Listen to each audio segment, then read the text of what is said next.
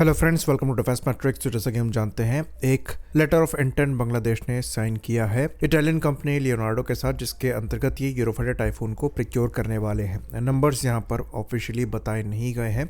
ये भी नहीं बताया गया है कि ये ट्रांच 1 के यूरोफाइटर टाइफून होंगे, ब्रांड न्यू होंगे, या फिर एक्स इटालियन एयरफोर्स के होंगे जिनको इटालियन एयरफोर्स रिप्लेस करने पर काम कर रही है। ट्रांच 1 से वो ट्रांच 4 की तरफ शिफ्ट कर रहे हैं।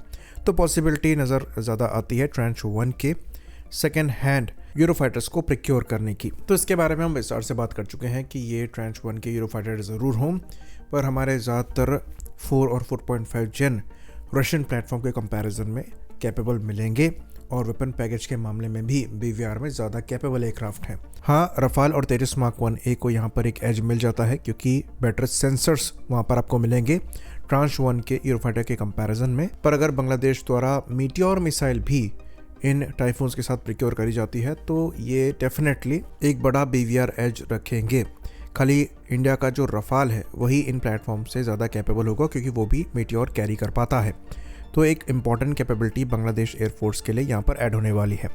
और अब ऐसा लगता है कि वो MiG-29 और चाइनीज़ F7 के ऊपर बांग्लादेश एयरफोर्स को मॉडर्नाइज कर रहे हैं। तो बांग्लादेश एयरफोर्स का जो मॉडर्नाइजेशन प्लान है ये नया नहीं है। हम एक्चुअली सालों से बात कर रहे हैं बांग्लादेश एयरफोर्स द्वारा लिए जाने वाले मॉडर्न फाइटर प्लेटफॉर्म के बारे में। इवन हमने 1 साल पहले वीडियो बनाया था जहाँ पर हम डिस्कस कर रहे थे कि कैसे बांग्लादेश मल्टीपल प्लेटफॉर्म्स को इवेल्युएट कर रहा है चॉइस बनाने के लिए, और उस समय भी यूरोफाइटर टाइफून एक फ्रंट रनर था। लेकिन उस समय जब हम इस चीज़ का डिस्कशन कर रहे थे तो चीज़ें इतनी सीरियस नहीं थी। उस समय हम म्यांमार के कॉन्टेक्स्ट में इनकी एयर पावर को डिस्कस कर रहे थे, लेकिन अब इंडिया के कॉन्टेक्स्ट में इसको डिस्कस करना पड़ रहा है, क्योंकि जो पॉलिटिकल सिनेरियो है बांग्लादेश के अंदर वो चेंज हुए हैं। अब जो यहाँ पर so called care taking administration है, इसके एंटी इंडिया भाव जो है नज़र आते हैं, और कंट्री में भी कुछ हद तक ये माहौल है। ऐसा लगता है कि बांग्लादेश एंटी इंडिया एक्टिविटीज़ को बढ़ावा दे रहा है, और इनकी तैयारियां भी उसी डायरेक्शन में है। इसलिए अब जो बांग्लादेश का मिलिट्री बिल्डअप है उसको हम एज अ थ्रेट भी देख रहे हैं। तो बांग्लादेश एयरफोर्स का एक्चुअल में प्लान था डीप मॉडर्नाइजेशन का। तो यहाँ पर फोर्सेस गोल 2030 मॉडर्नाइजेशन रोड मैप सामने रखा गया था, जिसके अंतर्गत मॉडर्न फाइटर प्लेटफॉर्म्स इनके द्वारा लिए जाने थे। तो 3 प्लेटफॉर्म मुख्य तौर पर इवेल्युएट किए जा रहे थे, JF-17, J-10 और यूरोफाइटर टाइफून। यूरोफाइटर टाइफून को लेकर तो जो लेटर ऑफ इंटेंट है वो साइन हो गया है, तो क्लैरिटी आ गई है कि ये कुछ नंबर्स में इनको प्रिक्योर करना चाहते हैं। लेकिन JF-17 और J-10 जो है एक तरीके से मिस्ट्री बने हुए हैं। JF-17 ब्लॉक 3 वेरिएंट्स को लेकर भी बांग्लादेश एयरफोर्स द्वारा इंटरेस्ट शोकेस किया गया है। इवन बांग्लादेश एयरफोर्स के पायलट्स द्वारा पाकिस्तान विजिट किया गया है, और वहाँ पर JF-17 के साथ इनको देखा भी गया है।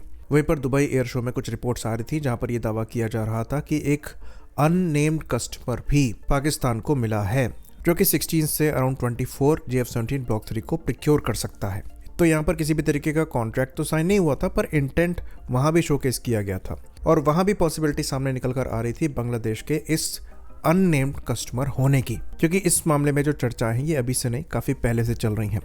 और जब से बांग्लादेश में शेख हसीना की गवर्नमेंट गिरी है, तब से बांग्लादेश और पाकिस्तान काफ़ी ज़्यादा क्लोज भी आ गए हैं, और इस रीजन में पाकिस्तान और चाइना दोनों का इंटरेस्ट बढ़ गया है। तो पॉसिबिलिटी नज़र आती है कि JF-17 जैसे फाइटर्स जो हैं ये बांग्लादेश को ऑफर किए जाए, और हो सकता है कुछ क्रेडिट भी यहाँ पर चाइना की साइड से इनको दिया जाए, ताकि इनको पेमेंट में इशू ना हो। बाकी ये बात हम आपको बता दें कि इसमें कोई सरप्राइज़ भी नहीं होगा, क्योंकि बांग्लादेश एयरफोर्स पहले से ही चेंगडू F7 को इस्तेमाल करती है, जो कि MiG-21 के चाइनीज़ वेरिएंट्स हैं, और अच्छे खासे नंबर में है। करीबन 35 के अराउंड फाइटर रोल में है, और अराउंड 10 जो है ये ट्विन सीट ट्रेनर वर्जन है, जिनको FT7 कहा जाता है। तो कुल मिलाजुलाकर 45 के अराउंड F7 प्लेटफॉर्म्स इनके पास हैं। वहीं पर बांग्लादेश एयरफोर्स फिलहाल 8 के अराउंड MiG-29 को ऑपरेट करती है, जो कि 4 या 4.5 जनरेशन एयरक्राफ्ट है, अपग्रेड नहीं किए गए हैं, वेपन पैकेज भी पुराना है। तो इन प्लेटफॉर्म्स को रिप्लेस करने का प्लान यहाँ पर बांग्लादेश एयरफोर्स का है। तो MiG-29 के रिप्लेसमेंट के तौर पर यूरोफाइटर टाइफून्स को देखा जा रहा है, और चेंगडू F7 के रिप्लेसमेंट के तौर पर JF-17 ब्लॉक 3 को देखा जा रहा है। बाकी ये बात भी हम आपको बता दें कि इनके द्वारा याक 130 प्लेटफॉर्म्स भी रशिया से लिए गए हैं, जो कि लिफ्ट कैटेगरी के एयरक्राफ्ट हैं, यानी कि लीजन फ्लाइट ट्रेनर्स, जो ट्रेनर्स भी हैं और एयर टू सरफेस ऑपरेशंस को परफॉर्म कर सकते हैं, जिसके लिए आप स्मार्ट म्यूनिशंस, रॉकेट्स, इनमें लगा सकते हैं। तो वैसे 12 एयरक्राफ्ट इन्होंने प्रिक्योर किए थे, जिसमें से 4 जो हैं क्रैश हो गए हैं, पर ये कैपेबल और मॉडर्न एयरक्राफ्ट हैं। वहीं पर एक और अनसर्टेन सिनेरियो है और ये चेंगडू J-10 का है। तो कुछ रिपोर्ट्स सजेस्ट करती हैं कि हो सकता है कि पर्दे के पीछे J-10 को लेकर चाइना और बांग्लादेश के बीच में चर्चाएं हो रही हैं, और यहाँ पर ये प्लेटफॉर्म क्योंकि पाकिस्तान एयरफोर्स के साथ भी सर्विस में है तो पॉसिबिलिटी एक्सपोर्ट की एग्जिस्ट करती है। लेकिन क्योंकि इनके द्वारा अब यूरोफाइटर को लेकर लेटर ऑफ इंटेंट साइन कर लिया गया है, तो हो सकता है ये यूरोफाइटर टाइफून के साथ ही आगे बढ़ रहे हो, J-10 को ना ले रहे हो, क्योंकि दोनों एक कैटेगरी में आते हैं। लेकिन फिर भी ये चीज़ श्योरिटी के साथ नहीं कही जा सकती कि इनके द्वारा अब J-10 नहीं लिया जाएगा। पॉसिबिलिटी कम ज़रूर हुई है पर ख़त्म नहीं हुई है। तो अगर ये J-10 को भी प्रिक्योर कर लेते हैं तो डिसेंटली मॉडर्नाइज एयरफोर्स इनकी हो जाएगी, क्योंकि अगर यूरोफाइटर के ट्रांच 1 प्लेटफॉर्म इनके द्वारा लिए जाते हैं तो वहाँ भले ही इनको AES से रडार और मॉडर्न सेंसर्स ना मिले, लेकिन JF-17 और J-10 के साथ ये इनको मिल जाएंगे। और अगर यूरोफाइटर लेटेस्ट ट्रांच के हैं तो वहाँ भी इनको AES से रडार और मॉडर्न सेंसर्स मिलेंगे, जो कि बांग्लादेश एयरफोर्स को सिग्निफिकेंटली मॉडर्नाइज कर देगा। इंडियन एयरफोर्स की बात करें तो फिलहाल रफाल ही एक ऐसा एयरक्राफ्ट है जो कि AES रडार और लॉन्ग रेंज की बीगर मिसाइल्स और कंपैटिबल EW स्वीट के साथ आता है, जो कि मॉडर्न थ्रेट को टेक डाउन कर सकता है। इसमें इनका जो यूरोफाइटर टाइफून है उसके अगेंस्ट भी ये प्लेटफॉर्म सक्षम होगा, अगर ये ट्रांच 1 के हैं तो। अगर ये मॉडर्न ट्रांचेस के हैं तो यूरोफाइटर ज़्यादा कैपेबल एयरक्राफ्ट है। बाकी प्लेटफॉर्म की बात करें तो अगर इनके द्वारा JF-17 लिए जाते हैं तो उसके अगेंस्ट में तेजस मार्क 1A कैपेबल होगा, जो कि अभी सर्विस में इंडक्ट होना स्टार्ट नहीं हुआ है, लेकिन J-10 के साथ भी इनको इंपॉर्टेंट एज मिलेगा। तो इंडियन एयरफोर्स का जो स्लो मॉडर्नाइजेशन है ये इवन बांग्लादेश के अगेंस्ट भी एक डिसएडवांटेज की पोजीशन में हमें रखेगा। लेकिन क्या बांग्लादेश एयरफोर्स कभी भी इंडियन एयरफोर्स को परेशान तक कर सकती है? तो इसका जवाब है नहीं। तो इसके पीछे बड़ा रीज़न ज्योग्राफी है।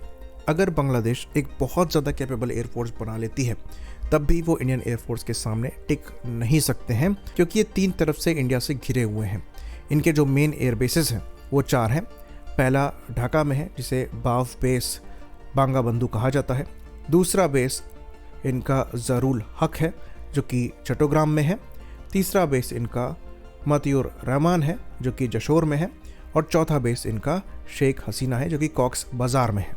तो ऑपरेशन सिंदूर में ये चीज़ हमने देखी कि ये सारे बेसेस जो हैं ये इंडियन एयरफोर्स की रीच में है। हमें 10 मिनट भी नहीं लगेगा, हम स्टैंड ऑफ रेंजेस से इनके बेसेस को टारगेट करके न्यूट्रलाइज कर सकते हैं और इनके एयरक्राफ्ट जो है दोबारा वापस लैंड नहीं कर पाएंगे। तो ये कितना भी मॉडर्नाइज कर लें, इंडियन एयरफोर्स के अगेंस्ट में थ्रेट नहीं बन सकते। ये चीज़ हम पहले भी कह चुके हैं। एयर कॉम्बैट खाली एयर टू एयर कॉम्बैट नहीं होती है, ज्योग्राफी बहुत मैटर करती है, सपोर्ट प्लेटफॉर्म बहुत मैटर करते हैं। इवन अगर हम एक S-400 भी यहाँ पर लगा दें तो इनके प्लेटफॉर्म टेक ऑफ करते ही S-400 की रेंज में आ जाएंगे। हमको अपने प्लेटफॉर्म इनके अगेंस्ट फ्लाई तक कराने की ज़रूरत नहीं है, और यही रियलिटी है। तो जो इनका मॉडर्नाइजेशन हो रहा है ये मेनली म्यांमार के अगेंस्ट में है।